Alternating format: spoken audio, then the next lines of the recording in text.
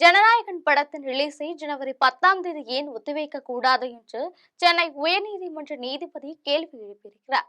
தை பிறந்தால் வழி பிறக்குமே என்று கூறிய நீதிபதி பி.டி. ஆஷா மத உணர்வை புண்படுத்தும் காட்சிகள் தொடர்பான புகாரை தாக்கல் செய்ய உத்தரவிட்டு வழக்கின் விசாரணையை நாளைக்கு ஒத்திவைத்தார். நடிகரும் தாவேக தலைவருமான விஜய் நடித்துள்ள ஜனநாயக திரைப்படம் ஜனவரி 9ஆம் தேதி ரிலீஸ் செய்யப்பட உள்ளதாக அறிவிக்கப்பட்டுள்ளது. இந்த படத்தில் பூஜா ஹெக்டே, மமிதா பைஜு, பிரகாஷ் ராஜ், பாபி டியோல், பிரியாமணி, நரேன் உள்ளிட்ட பலரும் நடித்துள்ளனர். விஜய் அரசியலுக்கு வந்துவிட்டதால் இது அவரின் கடைசி படமாக அறிவிக்கப்பட்டுள்ளது. இதனால் விஜய் ரசிகர்கள் ஜனநாயக திரைப்படத்தை காண காத்திருக்கின்றனர். இந்த படத்தின் ரிலீஸுக்கு இன்னும் 2 நாட்கள் மட்டுமே இருக்கும் நிலையில் இதுவரை தணிக்கை சான்று அளிக்கப்படவில்லை. தணிக்கை சான்றுக்கு தாமதமாகி வருவதால் தயாரிப்பு நிறுவனம் சென்னை உயர்நீதிமன்றத்தை நாடியிருக்கிறது. இந்த வழக்கு நீதிபதி பி.டி. ஆஷா முன்னிலையில் விசாரணைக்கு வந்தது. அப்பொழுது தயாரிப்பு நிறுவனம் தரப்பில் கடந்த 19ஆம் தேதி படம் பார்த்த தணிக்கை குழு சில காட்சிகளை நீக்கவும் சில வசனங்களை மியூட் செய்யவும் அறிவுறுத்தியது.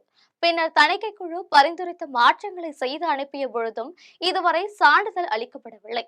ஜனநாயக படத்திற்கு யுஏ சான்றுக்கு பரிந்துரைத்த நிலைகள் தணிக்கை சான்று குறித்து முடிவெடுக்க மறு ஆய்வுக்காக தணிக்கை வாரியத்திற்கு அனுப்பி வைக்கப்பட்டது.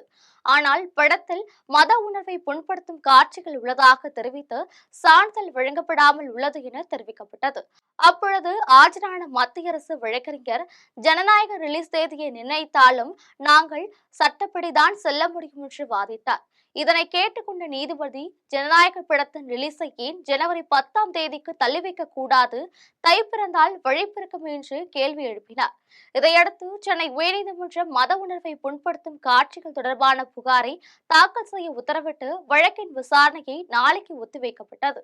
இதனால் ஜனநாயக படம் திட்டமிட்டபடி ஜனவரி 9ஆம் தேதி ரிலீஸ் ஆகுமா என்ற கேள்வி எழுந்துள்ளது.